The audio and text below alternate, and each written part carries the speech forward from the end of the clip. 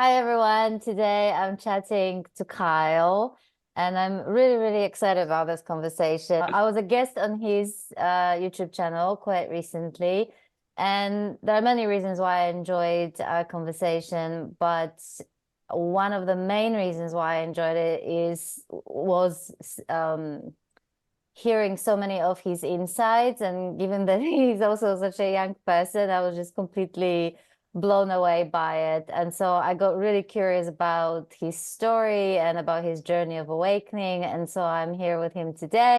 Hey Maggie, thanks for having me here. I've been looking forward to this chat.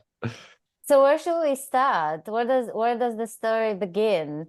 Oh my gosh, it's so funny. I had an interview with somebody the other day where I had to share my story as well. And I realized that I need to find out how to share this a little bit more briefly because we spoke for like 3 hours and I I got like halfway through my story.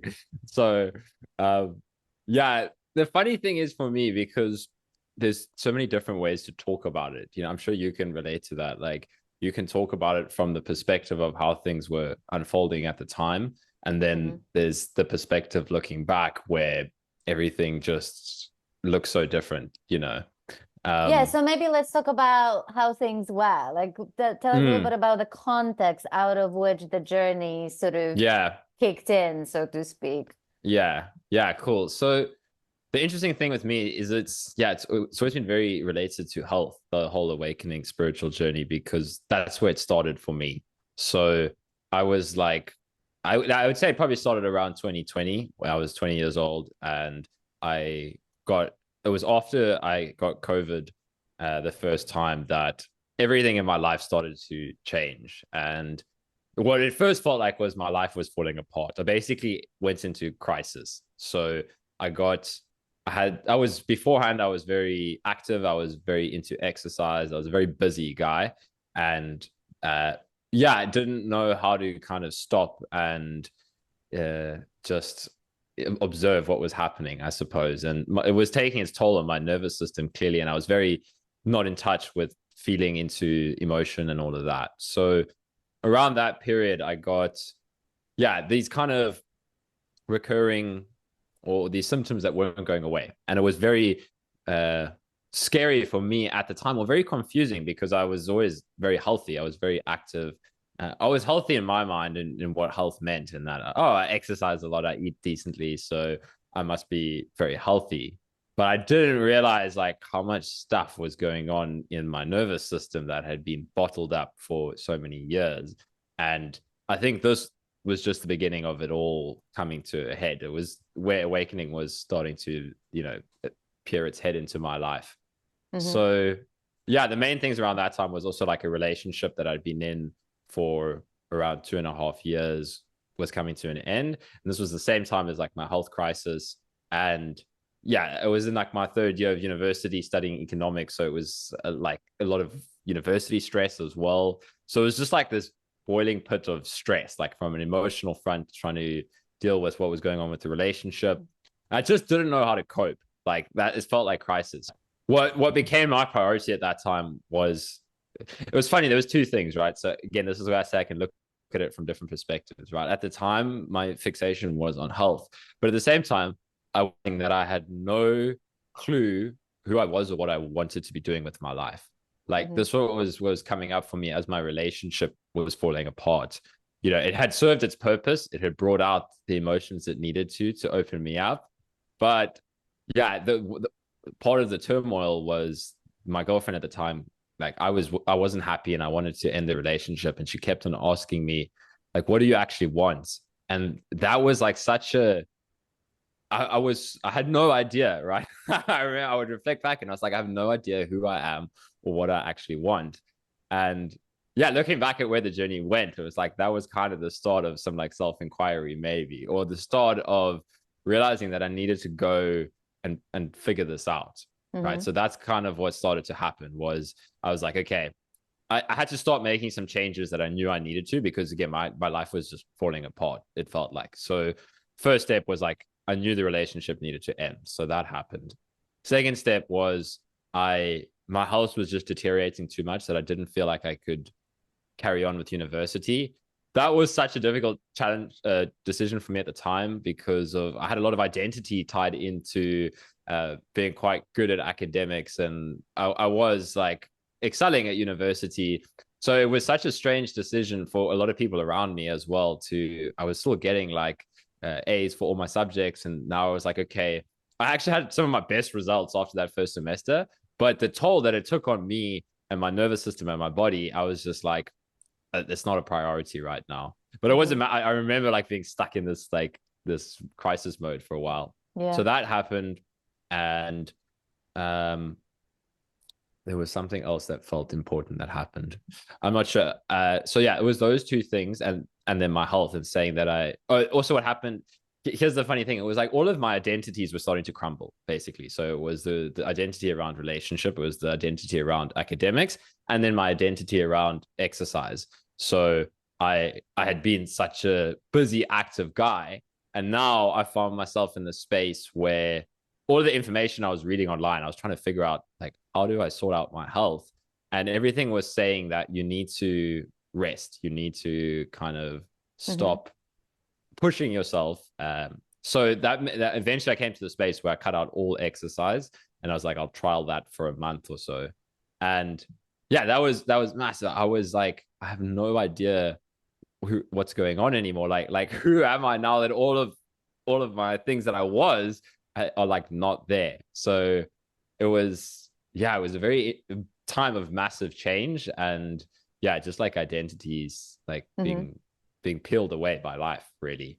And then at the same time, that was funny. I was telling somebody this the other day that on the outside, it looked so kind of, it sounds terrible, right? But a part of me was loving it, because it was for the first time in my life where I felt like I had a bit more freedom to, like, now that all these identities of who I thought I was and what my life was going to be were being stripped away, it was opening up the space to start to go on a more authentic path, So I started to get I had more free time. At first, I didn't know what to do with all this time, because like, I'm not studying anymore. I'm just sitting at home. I moved back with my parents, and I got really interested in like physics and philosophy, because I realized like with all of this happening, I was like, I don't know, it just started some existential questions for me. It was like, what the hell is actually going on? Because my health was deteriorating, and it was putting me in touch with a lot of suffering. So I started reading books. Like initially it started very philosophically, so books around like Stoic philosophy, and I don't know if you know Viktor Frankl, The Search for Meaning. Exactly. That was like one of the first books I read that had a very big impact on me at the time. It was like realizing that there is kind of something important in suffering, right? So it was helping me to shift my perspective on what was happening. And all of this was making it quite an exciting period in my life. Yeah. So I think a part of me was starting to finally, like, this more authentic part of myself that really wanted to come through. It was having this opportunity. So with all of these, again, with all of my false identities peeled back, like this person that I was trying to be to fit in societally, like, oh, okay, I have to be successful, I have to do this, I have to do that. But it was so beautiful, because I wouldn't have been able to let go of all of that if it wasn't for the illness, right? It was like I didn't have the kind of balls to go against the grain at such a big level, but life was doing it for me. It was like, okay, you've known for a long time that this life that you're living isn't right for you. And I knew that. It was the same with my relationship. Like for a long time, I knew that it just wasn't me. It was like this burning inside of me of inauthenticity, of like, this isn't me. But I was too afraid to do anything about it. So then that's what the illness felt like. It was like, okay, you don't want to listen. We'll kind of shift you out of this life. When you speak of the physical illness, are you speaking about the COVID symptoms, or was there something else additionally that was going on with your health, or was it all COVID related? Can you talk a little bit about that? Yeah, it's a good question. And that's the funny thing. That's where I can feel like I can digress into so many different areas with this. But it was from the COVID symptoms, but it was really like from a a number of factors that my nervous system just wasn't functioning properly anymore. So basically, it was something about COVID. It was something about the immense emotional stress of the everything that had been going on and the stress from university. At the same time, at some point, I'd even gone on to like some antidepressants to try and help with the symptoms and a whole bunch of things. And I think that because one of them, I don't know if you know Wellbutrin at all, anything about those kind of medications. No. But it's a bit like a stimulant. So it actually helped me through my semester of university, but it takes its toll on the nervous system as well. So I was like, I was just trying everything because I didn't know what was happening with my health. But these kind of things all had its strain on the nervous system. And yeah, how that played out.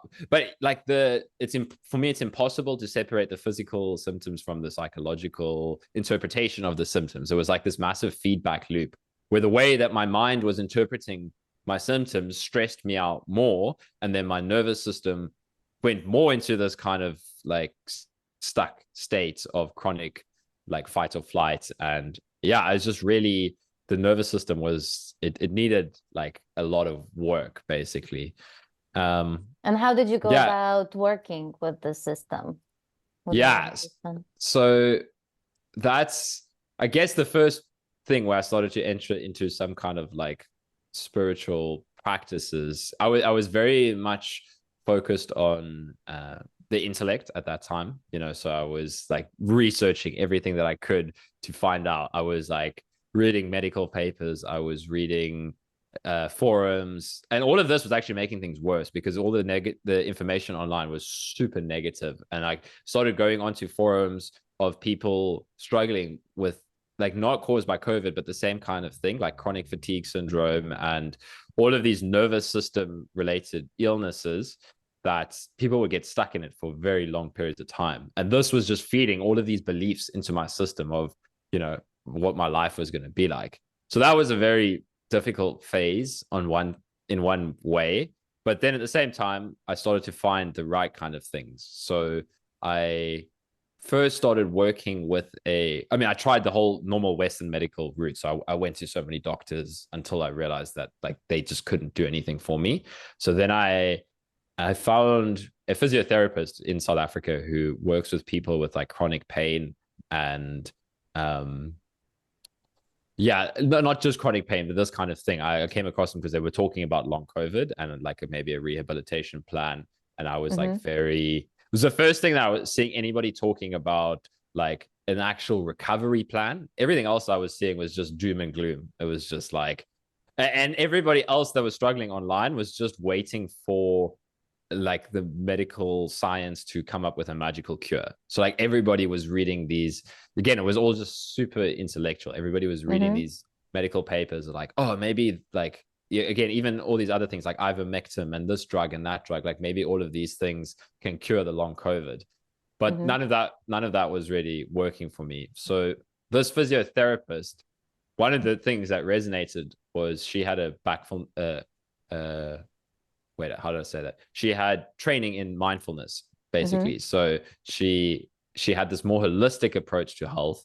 And I think I was just getting interested in meditation at that time to deal with my symptoms. So I was reading online that one of the things that worked for some people was learning to meditate, helped calm their nervous system, and then like their symptoms wouldn't be too bad. So that was, and then she started to open up a lot in me because she's this like very holistic approach to health, and she herself is very interested in spirituality.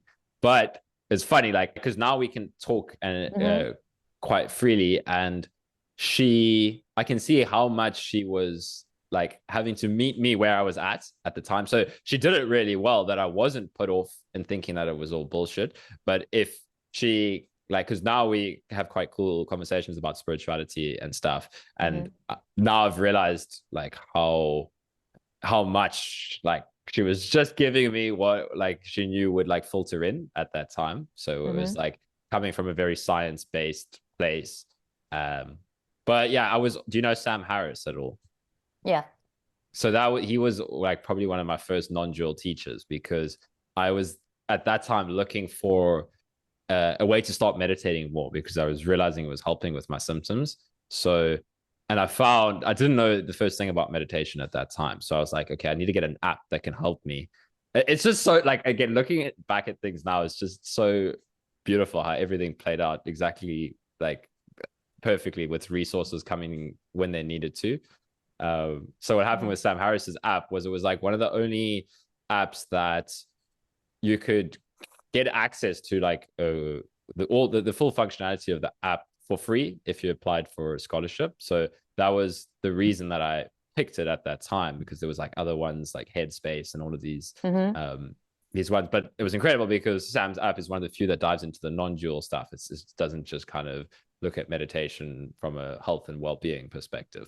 So when I found Sam's work, I was there was something in me that was just loving it. Like it was that little bit of resonance that had been coming up. It started with the philosophy of like Viktor Frankl, and then all of the stuff around. I was interested in physics, and then Sam was coming. He was meeting me where I was at because he was talking about it, but he comes from a very rational place, very science-based with all the philosophy and the neuroscience. And I was like, whoa, this is like the perfect combination of everything for me at that time. Like, I was loving the science, but there was something in me that was looking for something deeper.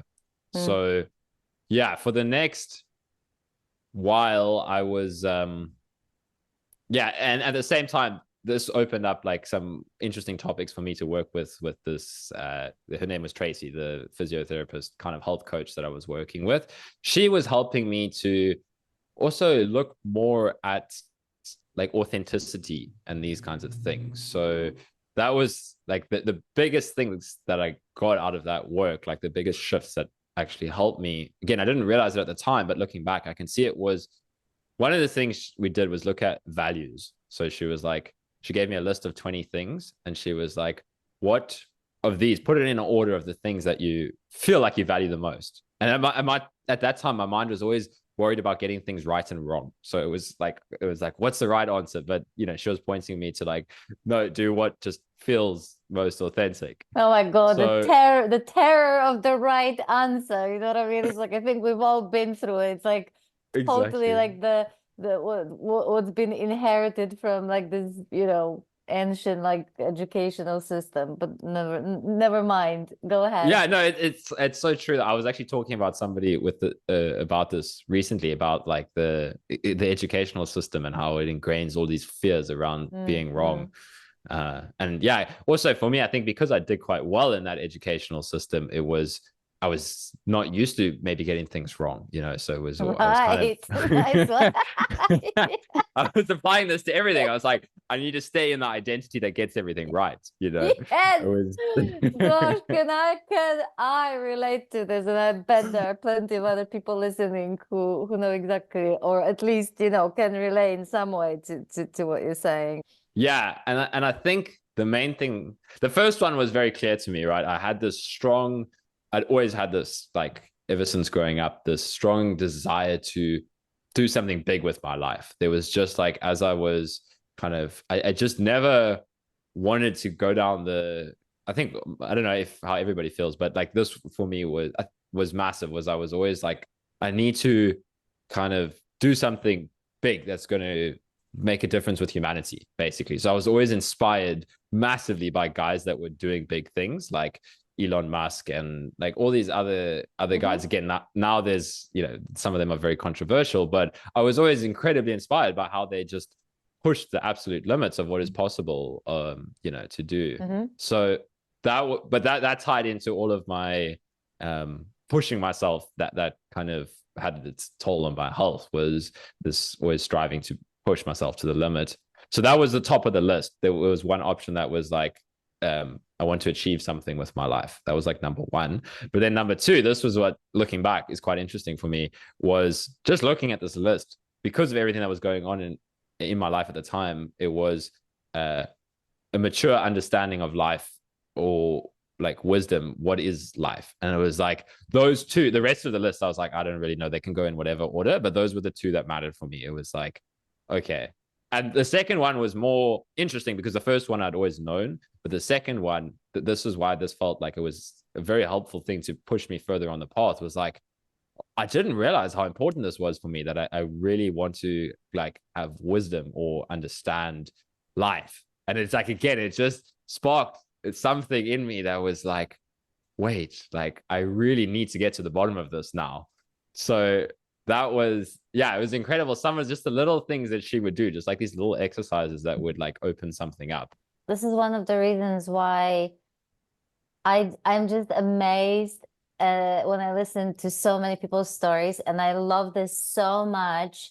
The fact that there are so many entry points, so to speak, to this, and that everyone has their own. And I always applaud, and I'm so grateful for the people who meet people where they're at. You know what I mean? Exactly. And who recognize that, who don't push anything on you, who don't preach, who don't impose, you know, and stuff like that. But that alone, you know, how you can get into the exploration of the spirituality, you know, through science, you know, or through any other kind of sometimes some really crazy entry points that you'd never think would take you there, you know. So I think that's one of the most amazing and most fascinating parts of this journey. And you know, when I think how many people, you know, I know for the fact, for example, that my first book was picked up by people who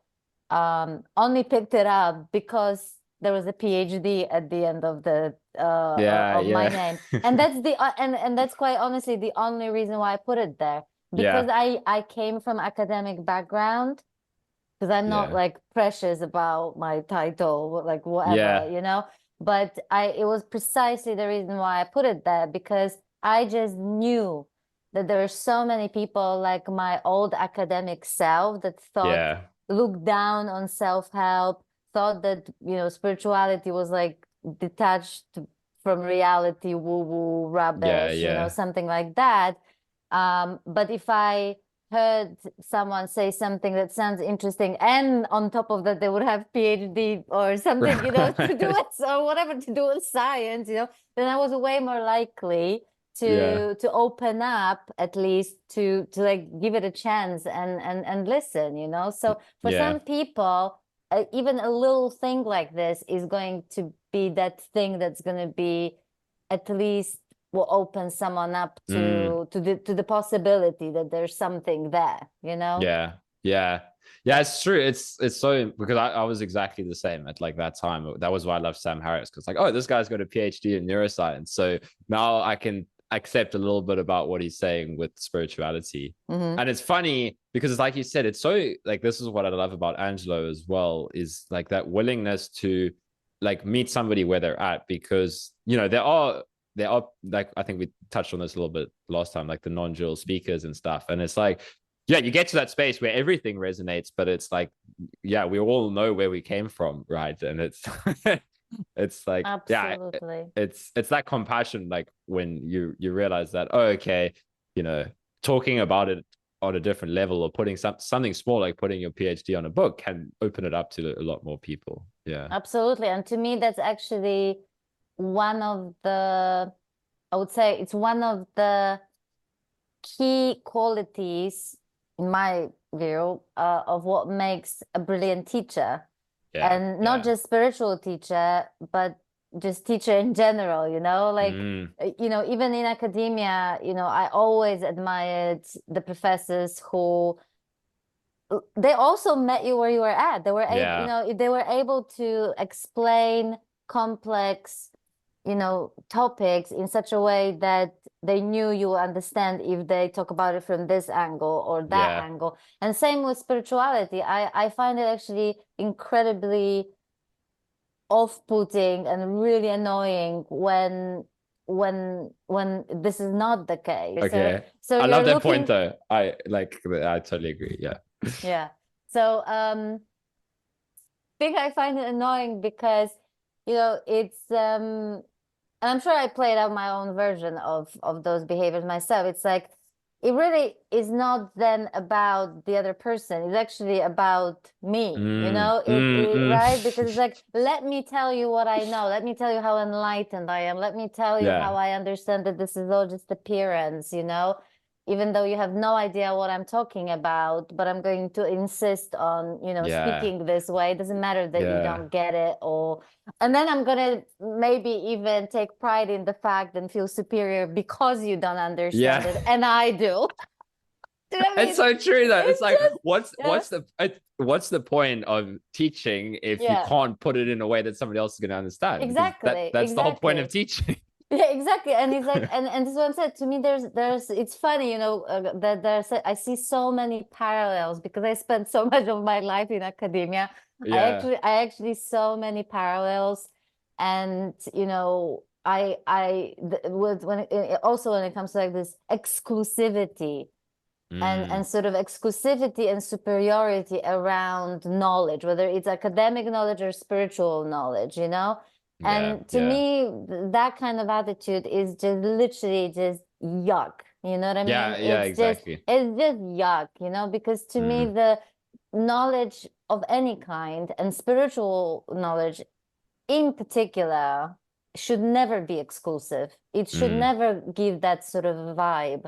It Yeah. should be available to everybody. It should meet you where you're at Yeah. and you Yeah. know adjust to, yeah. So I mean, I've seen so many. I'm seeing so many different people at different points, you know. And I honestly I can't imagine like the last person I saw that I would sit down and they share something, you know, heartfelt and honest with me, and I'm like, there's nobody really going through it, you know. Mm. Mm. Mm. It's all just an illusion anyway, and who's talking anyway, you Yeah. know, or like you know anything But along those lines. Like yeah. I'm not even saying that my point is like Yeah. I'm Yeah. Yeah. not I'm so with ridiculing the you. teaching, or I'm not even saying that this is not true, Yeah. right? But to speak in that way to someone, you know, who completely, I know for the fact that they are not in a place in their lives Yeah. to Yeah. at all to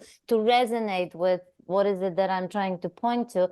Why would I want to talk to them that way? Like it Yeah. just doesn't make Exactly. any sense whatsoever, you know? Or like Exactly. the Yeah. same goes with to like, you know, what do you call it? Like I don't think I came up, I'm pretty sure I didn't come up with this term, but like the non-dual police, you know, it's like Yeah. the sort of the just, you know, the sort of being in the comments and just lurking and waiting to just pick on something to Yeah. like to Yeah. like to just prove to you that you're not really, you don't really get what you're saying. You know Yeah. what I mean? Yeah. It's Yeah. like, yeah, so yeah, but nevertheless, another really fascinating kind of aspect of the human condition that, like I said, I don't feel my being apart from. I'm just kind of, Mm. you Mm. know, very much aware of that, and you know, it Mm. sucks. So Yeah. Yeah. But yeah, well, okay, last point on this yeah, is like what you said about when you know you can't even imagine yourself responding to somebody in that way.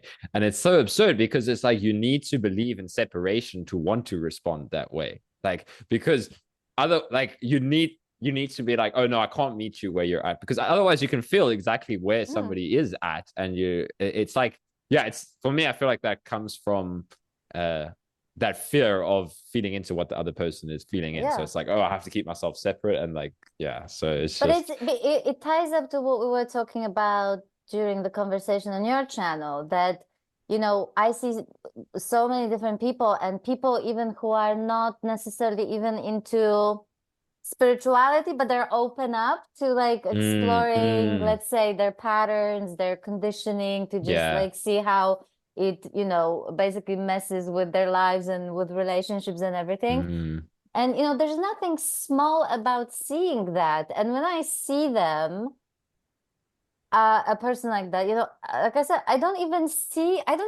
think in those terms of like, oh, here's a person that is not awake. Let me let me adjust. to this unawakened person, you know what I mean? So they Absolutely, yeah. so they understand, you know, let me Yeah. like, you know, there's none of that going on. Yeah. There's literally, I see no fundamental difference between me and that person. All I'm Mm. seeing is the human condition playing out. Yeah. And Yeah, that's it. exactly. And the willingness to explore that. And how is that Yeah. different from, like, you know, my life and, you know, my stuff playing out Yeah. and Yeah, all of this? exactly. It's like, Yeah. where is the difference? You know what I mean? Yeah. Anyway, I Anyway. knew this was going to happen, Kyle. We're going like meander in like a million places. I know. So we ended up on you exploring the values, you're Mm. realizing that you actually really want to understand what this life is about, and you're Mm. starting to also do some meditation. So what happens Yeah. next? Yeah, perfect. So at that time, I was also, again, there's so many different aspects of it to talk about. But one thing that I feel is important is it was kind of like a dark night of the soul period as well. Because, like I said, at first there was this excitement of opening up to like the real me, basically, like, oh, okay, finally my life is freed up from feeling like I'm going to be stuck. I really did feel like this when I was growing up. I was like, I had this terrible fear that I was never going to make it to be myself. I was like, I'm not myself, and I'm going to be stuck like this forever. Like, Wow, really, that's yeah, amazing. yeah. It's kind of okay. So now I'm going on a little side tangent again. But Angelo, when he spoke about his story and how much kind of just this feeling of intense suffering all throughout his kind of adolescence, and the thoughts just saying like, you're not right, there's something wrong. I think the way he said it, there's something wrong with me, there's something wrong with me. Yeah. That's what I was feeling this whole time. It was like something, and I think that's why this all happened at such a young age. It was the same thing with Angelo. It was like it just kind of all came to a boiling point very early Mm-hmm. on. Mm-hmm. Yeah, so anyways, that initial kind of excitement, now I was really coming in touch with more of my suffering. So it had now been like a year and a half of being sick, and all of this excitement was wearing off because now it was really dawning again. All of this addiction to the story and time was also making me suffer so much. It was like I was kind of addicted to my story at that point of like, wow, I've been sick for 1 year, I've been sick, and then I was like counting down the months and all of that, and I'm worse than I've ever been before. This was the scary part to me. It was like, because it was just a combination of like getting in touch with some real shadow material at that time, but now my mind was interpreting it all in this timeline where it's like, oh, okay, if I'm like 15 months into this and now I'm worse than ever, how am I ever going to get better? So it Mm-hmm. was it was rock bottom. That really was rock bottom for me, like absolute rock bottom. Because later on, like you've spoken about, like after the first shift, when you lose the equanimity, there's a lot of dark night stuff. But for me, it was different because I knew fundamentally that I wasn't separate from life anymore. So there was an ability to kind of deal with the shadow material. But the shadow material before the first awakening that was rock bottom for me, because I honestly felt like so stuck, in my life. Mm-hmm. So what shifted there was, again, the rock bottom was important though, because it was forcing me to like have to let go of all of the parts of myself that I was still trying to cling to. That was what was really key there. Was I was trying to get my old life back still, because I was coming into contact with some really deep emotions now. Then I think a part of me, like the ego, was like, oh, okay, this is fun, but I want my old life back. And that that rock bottom opened up the door for now a real willingness to do the work that I needed to do, right? Because I was still kind of, I'd let go of my old life, but now I wasn't really diving into the discomfort in the way that I needed to. So what started to happen, some of the important things I can think of, was I started to listen to recovery stories of people who recovered from long COVID and chronic fatigue syndrome after being in very severe states, because this was the one belief that was really keeping me stuck. And I see it so much with people I work with now, is that belief that the mind always wants to believe that its story is too like different for its, you know, so mine would always find out the reason why my symptoms was going to make me not recover. Whereas now I come across something that was starting to shatter those beliefs, where I saw people that had been really in the like stuck for maybe like 5-10 years, and they recovered at some point. And I was just started to feed myself with all of this kind of content. And do you mean from all sorts of chronic all sorts, illnesses, or but very much related, like the same kind of symptoms, just this like fatigue, debilitation, like this inability to push your nervous system at all without having this massive kind of flare up of symptoms in the nervous system. So it was important for me that it wasn't just like, you know, like cancer patients recovering or something like that. It was people recovering from this mysterious chronic fatigue syndrome or long COVID that but my mind had the belief that I've got the version that the people that get stuck for 10 years with don't recover from. Whereas now here was people that had been stuck for 10 years and they did recover. So it was just like this shift in the input that my mind was getting, and it started to shatter some beliefs. And that was the turning point. Like if I think about my whole path, there was like the first year, which was like downhill. And then there was that absolute rock bottom where I was like depressed. I didn't want to get out of bed. I actually was just hoping that I would blink out of existence. Like there was so much kind of stuckness that I just didn't see any light coming through the window at all. But now this was the turning point, right? There was still so much shit to deal with, but it was heading in the kind of right direction finally. So at that time, Andrew Huberman, do you know him? The science podcaster. He was also really helpful because I started watching his stuff on depression because I was like, I need to sort out my mindset. I'm just doom and gloom. And cold water is something I started using. Because the funny thing about if we get into astrology at some point, I realize I'm a Pisces. So I love I don't know which I don't know which route it goes, but I've always my whole life I've like lived in the ocean. Like before I got sick, I was like kite surfing, paddling, like swimming.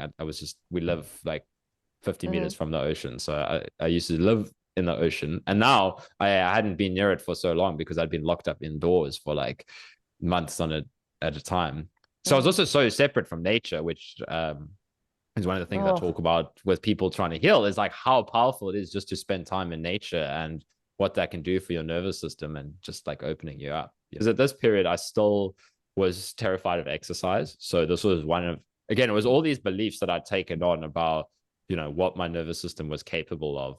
So yeah, learning to do some cold water exposure, that was incredible for me because it was, the fact of being in the ocean again, and the cold water was so helpful for my nervous system as well. Like the real, I started doing a lot of research into it, and like just it's very healthy for the nervous system and getting it into like a more parasympathetic state. And what it also did is I was looking for ways to kind of lift my mood. It gives you like a massive lift in like dopamine and norepinephrine and these things that similar to some of the antidepressants I'd been on in the past, but those were way too intense for me actually.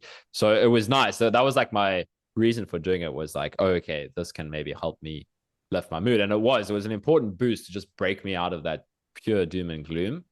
And then I joined this course because now because I'd hit rock bottom, I was willing to do things that my mind would normally have been closed off to do, because I just realized, again, listening to other people's stories, that I had to try these things. So what started to happen was it was kind of like self-help work. Like if I look at like the awakening part of it, it was, and I've heard Angelo talk about this before, which I can so agree about. It's like often before somebody gets to the real spiritual content, some like real self-help content on how to restructure your, like the negative thought, like all of that kind of stuff, it was actually essential for me at that time. It was like learning that my brain had become addicted to like these negative thought loops, basically. Like I just it was like, so I did this course and I read a bunch of books all around like neuroplasticity and brain retraining. So it was all about how to shift your brain out of this kind of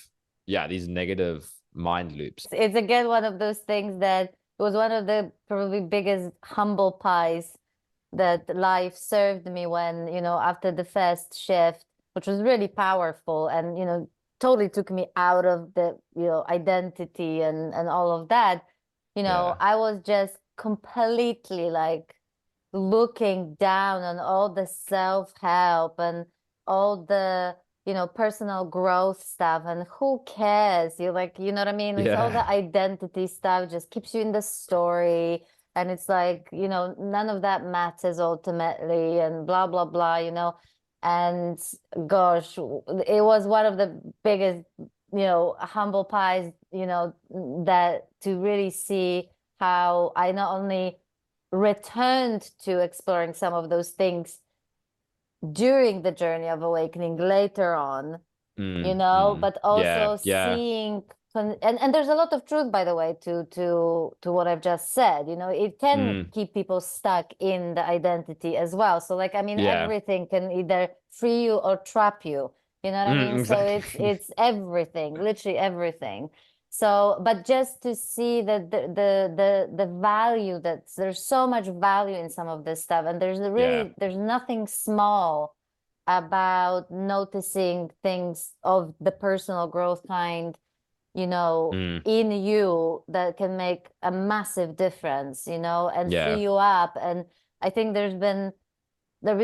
I know countless people who came into spirituality through self-help, because they just realized that, okay, it was useful, but it only, it served for a while, it was sort of temporary, right? And but it doesn't make it bad, it doesn't make it wrong, it doesn't make it, but I had to learn that myself multiple times. Anyway, so you come across that. So it's like you said, it was really important for a while. So for that while, what it did is it allowed me to, it taught me how to address all of these like beliefs in my mind, like that if I raise my heart rate above a certain level, I'm going to be like that was just a no, right? So those course was really well designed for like enough neuroscience and stuff to like, give people the feeling that, okay, this is safe to try this. And then some very practical steps, which again, it was exactly what I needed at the time. I didn't need some esoteric spiritual teaching or something like that. I needed, how do I go from not being able to exercise at all to building myself up again? So that practical tool was so helpful. And so what I did was I just started to do, like, for me, heart rate was like a massive fixation in the mind. So I was like, okay, do something that raises your heart rate. So I would do like jumping jacks, because I was like, no ways can I go for a run or something, but I would just jump up and down, get my heart rate up, and then notice everything that would start stirring up in my mind as soon as I did that. So it was like, oh, okay, the thought saying this, the thought saying that, and then just kind of, okay, notice that thought, but put my intention more into, it's okay, we're like, we're safe. So like this real like retraining my mind was like, it's okay, we're safe, we're not going down that path anymore. And what was really helpful, again, reflecting back at it from the way that I teach now and these kind of things, was it was the introduction to kind of self-love and compassion for me, because I learned now how to heal this part of myself by not trying to fight it and not trying to fix it, by like saying that, hey, it's trying its best. Like this was a massive shift for me, because for so long I've been trying to like annihilate the part of myself that was making me sick. I was like, I need to fix all these symptoms. I need to, and that was part of the problem. It was like, oh, okay, there's a part of my brain that's gone into overdrive, a part of my nervous system that's in this fear mode all the time.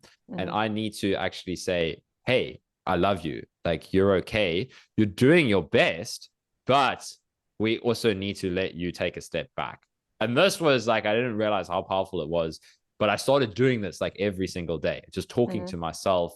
And the two main things I think I got from that was actually accessing like this reserve of like natural compassion that we all have, and learning how to tap into that, and realizing that I didn't need this from somebody else. Like, sure, it's great if we can, like I try to get the balance of this when I talk about it, because I did have help along the way, but my mind was always looking for reasons why oh, that person has a kind of, they're in a relate, like I was very alone during this part of my journey, and my mind was always making that into my problem. It's like, oh, it was like, no, that can come from within. So yeah, that was like the foundation of the work that I continued to do later on.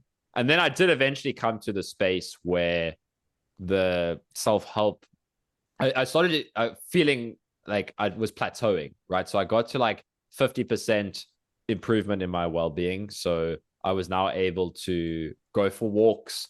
And again, this was the same thing. I also moved out of, I was staying with my parents for like a year, and because I wasn't able to take care of myself. And then I went to go live on my own in an old apartment that I used to live in the city.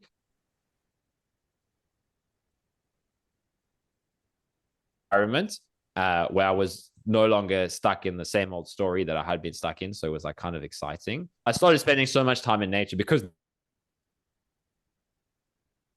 now I could get outdoors. So from being like stuck on the couch in bed all the time, I was like, now even if I'm feeling like shit, I'm going to go and like sit in a forest and feel like shit. And then that was like a massive, relief from this, like how, intense things would feel when I was inside. So that was one aspect. But now at the same, like, again, there was the awakening and this happening at the same time. And eventually they converged. But for a long time in my mind, they were separate. So it was like I was listening to Sam Harris, and then I was also listening to Sam. What I was loving was the conversations that Sam Harris would have with other spiritual teachers. So he would have like talks with Ajashanti and a lot of very awakened teachers. And I started to realize that, like, I still, because of the way Sam talks about it, he doesn't make it as accessible as somebody like Angelo. I still believe that it was this very kind of lofty thing only for, like we were talking about last time, like the very kind of spiritual. A chosen few, a VIP exclusive club of the spiritually gifted, and the spiritually gifted and inclined, and I get exactly. it. Well, you're one of the countless others who had that story going on. Yeah, exactly. And one of them was, oh, I also can't do this because of my health. Like that's going to stop me from going on, because I would listen to Sam talk about like going on like month-long retreats in Nepal and stuff like that. And I was like, oh, okay, like I can, there was just still that belief in the system.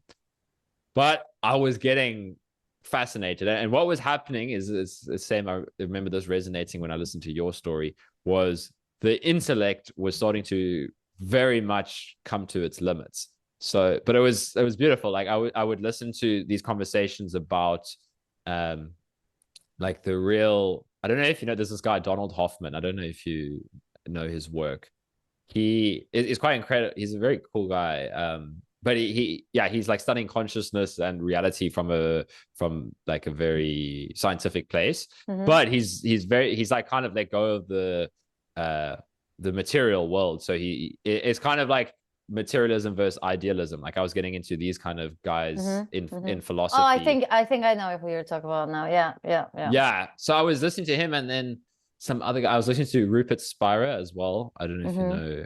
Yeah, I do know of him. And what was becoming clear for me, and also listening to the way Ajashanti spoke and everything, was like the only way that I'm going to realize like what these guys are talking about is like at the time I was like, I have to just go and sit and meditate endlessly. But it was good because I was no longer thinking I was going to read myself to the answer or listen myself through podcasts to the realization. It was like, I have to go and sit in my own experience until this like happens, so that was like an important shift. I remember that. And what also happened there is this was like, now Angelo calls it, I don't know, like when like really you're just on fire with like there's nothing else that I'm interested in right now or except like figuring this out. And this is when I started to become really grateful for the position I was in, like because I'd done all of that work on getting out of like my negative mindset. I was talking to myself every day, pointing out like the benefits of the place that I was in and the gratitude that I was even existing in the universe. And that was really important for me because I stopped going down these limiting pathways of this. And instead, I was starting to see like the opportunity in everything, basically. And it was like, instead of feeling like, because this is how it did feel for a long time, was like, I can't live the normal human life. You know, it was like, oh, I can't socialize. I can't do this. I can't do that. Blah, blah, blah, blah, blah. It was now like, well, this is kind of like sitting in a cave, like all these other guys. Like I'm stuck in my little apartment and I don't have all of these other responsibilities and things. I'm just going to do this. You know, I'm going to, it has to happen. But I still didn't believe it was truly possible. But I just, you know, I was like, that was the funny thing. But even that didn't matter. That's the whole point. Like that, Yeah, exactly. there's such a palpable momentum that picks Yeah, up. You know what I mean? That it does its own thing. It doesn't yeah, fucking matter what exactly. you think, Yeah, what you believe. exactly. That's the thing. It's like the mind is still coming in with like all of its stories, and you still fall into it, but something else is now driving the Yeah, process exactly, entirely. exactly. Yeah, yeah. It's so funny, yeah, because the mind still thinks it's in control. Like my mind would be like, "Oh no, like now I'm going wrong. Now this is happening," but something was still pushing me to like go and sit and now I was meditating like 3 hours a day or something, Mm-hmm. and that was super powerful for me because I was finally starting to like break free from the narratives and the thoughts, like seeing that how all my suffering was happening, right? So this was the same time that I came across Angelo's work, and this was like, I mean, Angelo was Massive. massive. So yeah, it was funny, but at the same time, again, it was now I was ready for the next teacher who was a little bit more out of my comfort zone. Because if I'd found Angelo before Sam, I would have just been like, oh no, this guy's weird. You know, this is like, Honestly, I'm so grateful this guy exists. You know what I yeah, mean? yeah, Because like I met him well, I discovered him via a podcast that he did on somebody else's channel or something like that. okay, And that's why I invited him yes, yeah, on my YouTube, and then he ended up inviting me on his, and that's yeah, how it all started. But ever since I met people who talked to me about the impact he had, and in particular, yeah, the book, it was like such a yeah, comprehensive, sort of very matter of factly written book about the process of yeah, awakening. So yeah, so every time someone mentions him, I just can't help but just be grateful that he exists, and yeah.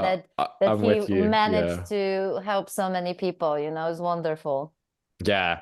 Yeah, he just made it so accessible, right? So the key thing I was also, yeah, I was interested in some other non-dual teachers, and um yeah, I was at the same time I was also uh getting into some of the very non-dual, like the Neo Advaita kind of Hmm. style teachers like Jim Newman, Hmm. because Jim Oh. Newman had a conversation with Sam Harris. So that's where I came across it. But I think I just found Angelo before that, because the thing is, listening to Jim Newman was actually what popped me, but and Angelo at the same time. So like, I can't remember exactly how it played out, because again, for me, it was kind of this like, I didn't actually realize until like months afterwards that I'd Hmm. already had this first shift. I was like, wait, this is what Angelo was talking about in his book. And this was like 6 months later. I was like, oh, I've already been through that, but I had no clue.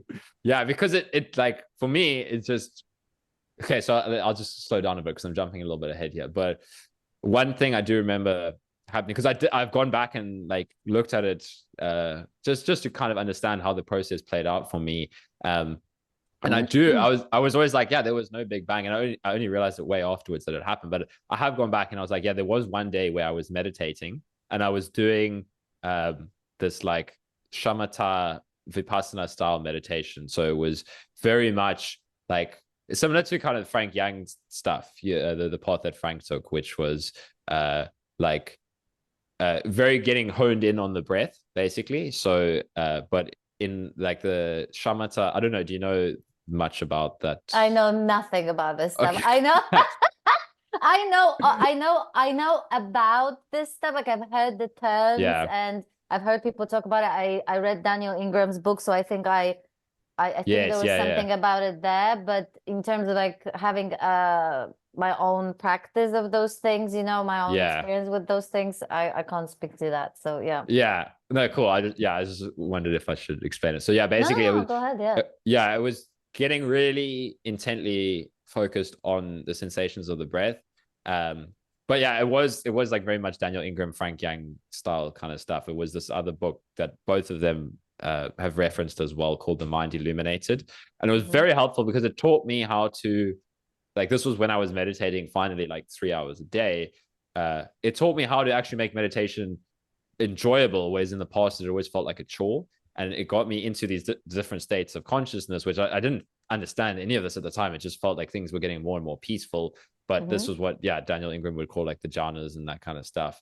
And Mm-hmm. I do remember, again, I wasn't analyzing any of these experiences at the time because luckily I'd had enough teachers that had shown me that that was useless. But Beautiful. I know, I So feel this is so cool because that didn't the A, this, and B, you know, it stops you from getting hung up on this stuff. You know what yes, I mean? exactly. Yeah. Yeah. That's the funny thing. That's why I never even realized that it happened because Yeah. I knew that that was pointless. And that I would say I got a lot from Sam Harris because he kept on sharing Mm-hmm. how the goal oriented approach to like the Vipassana tradition is useless. And again, like I think he's sharing it from his perspective, like Mm-hmm. he got stuck in that. But that's what laid the foundation for me was like, don't think about progress, don't think about goals at all. And it was interesting how it played out. Like it was very helpful for me. The bit that I don't get, why can't we just say this didn't work for me? Like this Yeah. meditation didn't work for me, this practice didn't work for me, this approach didn't work for me, as opposed to it didn't work for me, therefore it's a bad approach. It didn't work Yeah. for me, therefore it makes it a bad practice or a bad whatever. You know, it's Yeah. just I honestly don't get it. It's like why the generalizing when really what we're Mm, speaking of is just different things yeah. that work or don't work for different people, and you know Yeah. that's it. Okay, Yeah. so you're noticing this stuff during the meditation. You're not hanging up on it. Yeah. And there was one meditation where like again, it's so funny because my mind was seeking for this afterwards when I would listen to like Frank Yang talk about their like explosion, like whatever they're like. Frank Yang talks a lot about like cessation, where there's just there's no mind, and I would listen to Angelo talk about his thing, and even though Angelo puts it really well, there is still the mind still is seeking like the experience. So, Mm-hmm. anyways, I realized that this was probably what it was at the time, where I was just meditating. It's interesting. I've never spoken about this before, so I have no idea what words I will use to describe it. Let's see. But I was meditating, and what had been happening in meditation was it felt like something else was coming into my experience. Again, it was funny. There was no like narration really, but if I can just think of how I can put it into words, it would feel like I was meditating on the breath and then opening up to like the I don't know. I could use words now, but it won't be accurate because it's not what it felt like. But it felt like opening up to kind of something coming into my experience, but like just a bigger experience, if that makes sense. But it was very pleasant. Like it was. So the book that I was reading was kind of pointing me to this, or I started like trying to figure out what was going on. So I was Mm-hmm. googling a little bit, and it was like, yeah, just like let it happen where experience like this thing, like let it go through your body or whatever. And there was one day where it just um like how did it feel? Like I don't know, it's just like it's so I can't even explain it really, but it's just kind of like it felt like, so my eyes were closed and it felt like the space that was always in front of me was like now like Mm-hmm. coming towards Mm-hmm. me, and it felt so nice though. It was like this like incredibly blissful experience. Like and there was still thoughts in the background, like trying to like, how am I gonna create this experience? How does this happen? And but it was just yeah, it was so extreme. I like that it's the only like very intense mystical experience that I could ever relate to, like the way some other people would talk about it. And it's funny, like I almost didn't want to talk about it now because I wasn't thinking of it at all in those terms, because I know how my mind was then seeking everybody else's mystical experiences. Yeah. And this one just kind of happened. So I think the only issue with describing this stuff in what is when the description is treated as a rule, or treated as this is how it's supposed to happen, or even treated as an accurate description. So yeah, so that's With. like I can think of it like when people talk about like a big shift, and that's one. But for me, the actual important shift still came a little bit after that, I think. So that was a big shift, and it was the period of shift, right? Like everything was just like becoming very incredible. So I was like go walk in nature, and I would be like, watching. Yeah, just like I'd listened to Sam Harris's non-dual pointers for so long, and they I mean, I've gotten a taste of it a few times where he would say like, when you're in the visual field, like look for the one that's looking out at the visual field. And I tasted that, and then the mind would just come in and be like, wow, that's so cool, what a nice experience, blah blah blah blah blah. But now it was just happening more and more and more often. And yeah, it's just like these longer periods of just kind of being in that experience. And yeah, I was, do you know John Aston? Wait, haven't you guys had a conversation? I don't think so. Yeah, of course. Yeah. We're friends. Okay, yeah. So John was another one. Like again, this was just this pile, because this was all I cared about at that time. So I was spending like all my time. It was so funny. I would I would see my family periodically, and I would really have nothing to tell them, because they'd ask like, "Oh, what have you been up to?" And it was literally, I'd either been meditating, or I'd been reading Angelo's books, or listening to one of Sam Harris's talks, or I was on one of John Aston's Zoom calls. So really, oh my God, that's amazing. Yeah, that's so cool to hear. Yeah, I joined like a few of his, because he had these like Sunday group Zoom meetings that were free, and I found him through Sam Harris. So like they had a chat, and it was like one of my like things were opening up just listening to them, like the way John spoke about it. It was nice because he pointed more, because again, Sam still has some separation that he tries to make, whereas John was like, no, even that is this as well. And yeah, it was just really starting to click. And yeah, John points so nicely to like the like richness of experience. Like he always kind of talks like just explore all like what is actually happening in your visual experience. Yeah. So I was having all these kind of pointers. So then I would go on these like walks in nature, and I would just be like, wow, there's so much going on in the visual experience. I think one of John's books, isn't one of his books This Extraordinary Moment? Yeah, I was busy reading his book at the same time. Speaking of, I'll be glad to tell him that, and about you next time I talk to him. Yeah. Yeah, it's so funny. I was reading all these books at the same time. I was reading Adyashanti, one of his books. I was reading John's This Extraordinary Moment. I was reading, and I was just, I would go sit on the beach, because it was just such an incredible time. Like, because it was the pure enjoyment of also just being able to live again, like to go on a walk, to go on the beach. And I would sit on the beach, and I would be reading John's book, and then I would just look out at the ocean. And he was a very helpful teacher at that time for me as well. Brilliant. Yeah. Oh God. Yeah, I also, I love his stuff. So yeah, his work. And then I was reading Angelo's book, and what struck me, and Angelo popped that belief that this can actually happen for me. So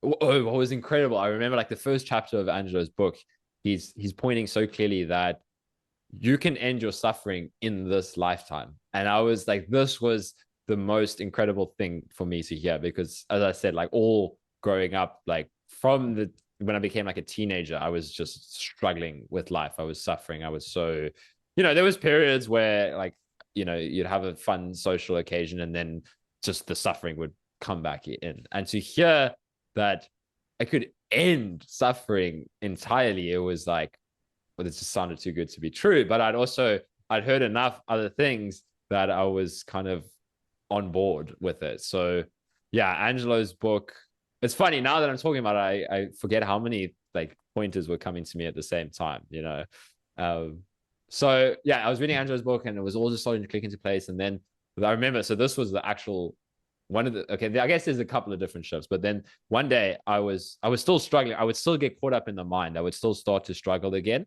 And then I would go and listen to one of Angelo's videos, and he said it was one around really just allowing yourself to feel exactly what you're feeling, like emotional authenticity, I think it was. And that had a massive, I think this was like when the biggest drop happened in that period, where again, I think this, if we go back a little bit, this is where I came to the end of the use of the like brain retraining, because I was still trying to control my thoughts. I was still like, that's a negative thought, and I need to only have the positive thoughts to allow myself to heal or whatever. Yeah. And then Yeah. Angelo's content was so helpful because it was like, no, every single thought is okay. It's just a thought. You can just experience it and let it go. And then I went and lay down for like half an hour, and I just came out, and it was just like, oh my gosh, like there's nothing to run from anymore. That was for me, that was when things just like, yeah, Beautiful. if I can think back, it was like there's nothing to run from. Like my whole life I feel like I was trying to keep something away from me, you know. It was like this feeling of loneliness, or this feeling of fear or shame or something. There was still so much shadow work to come, but this was kind of just the realizing that there's nothing in experience that you need to control or run from. And yeah, it was that was probably the first shift, I think. For me, it was more over like a period. It was that. And then also I do remember one day listening to Jim Newman's conversation with Sam Harris.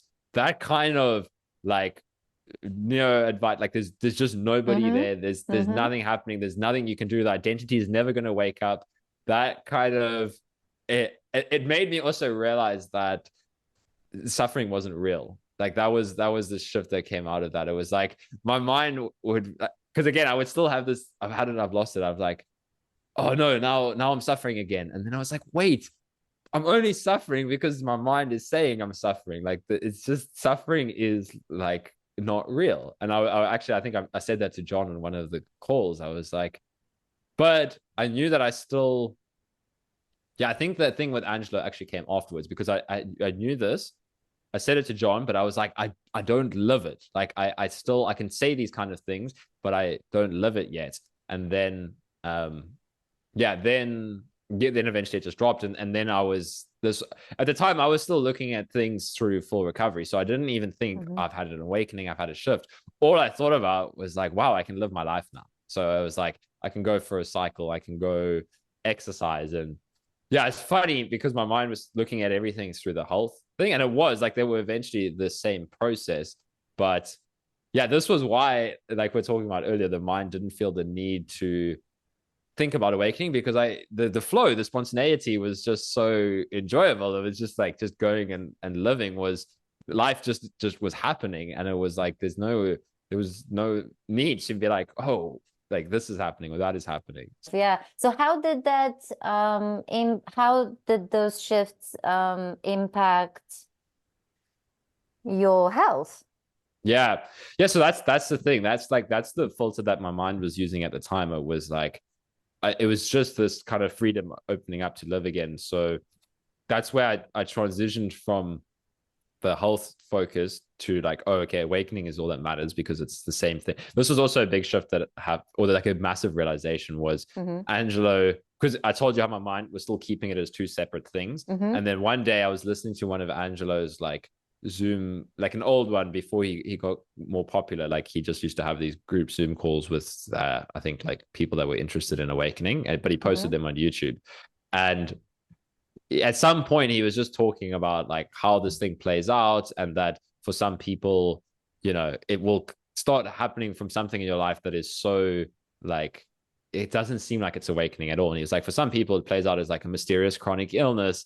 And I just like burst out laughing, because it finally was not something that was separate from awakening. I was like, oh my goodness, this is the same thing. Like I was just laughing. I was alone in my apartment, just like lying on the floor laughing. I was like, it's like this whole big problem that I thought was why I wasn't going to wake up. It just was the same incredible thing. Wow. It was a massive moment, that one. Yeah. So then I just, what happened was, again, like this is what I work with people now on, is that like it's all about the fear of the thoughts of the physical like things like and you know nowadays I talk more about like the energetics of awakening, because at that time it was all physical symptoms, but when I realized that it was the awakening process playing out, I've heard, you know, I remember listening to you that you had a lot of crazy energetic Oh kundalini God, stuff. yeah. Yeah. So it Yeah. was just like the whole story of the chronic illness dropped, and this is what allowed me to be free. Basically, was like, oh, okay, I can go and exercise, and if something happens in my body, I don't need to turn this into a whole story of now I have another crash, and now I'm going to be stuck for another month because this happens. It was like it was a culmination of things. It was like my nervous system had had enough time with the intense meditation I was doing, but it was like very tranquil meditation to calm down and come out of this chronically stuck state. But at the same time, all of the identification and the beliefs and the story had dropped as well with the awakening. So it was just, yeah, it all kind of happened at the same time.